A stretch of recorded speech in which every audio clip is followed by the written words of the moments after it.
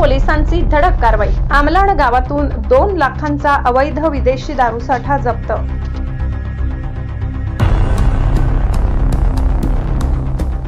नवापूर तालुक्यातील आमलाण गावातील एका शेतातील झोपडीवर पोलिसांनी छापा टाकून तब्बल 2,67,792 रुपये किमतीचा बेकायदेशीर विदेशी दारू आणि बियरचा साठा जप्त केलाय।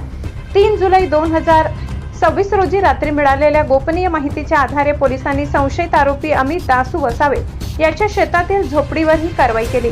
या छाप्यात मॅजिक मोमेंट, रॉयल स्टँग, मॅकडॉवेल्स आणि बडवायझर बियर अशा विविध नामांकित ब्रँड्सचे खोके जप्त करण्यात आले।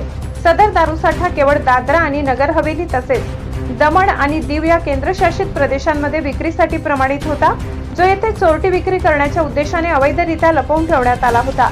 या प्रकरणी पोलीस शिपाई अमृत पाटील यांच्या फिर्यादीवरून नवापूर पोलीस ठाण्यात महाराष्ट्र दारूबंदी अधिनियमानुसार गुन्हा दाखल करण्यात आला असून फरार आरोपी अमित वसावे याचा पोलीस शोध घेत आहेत।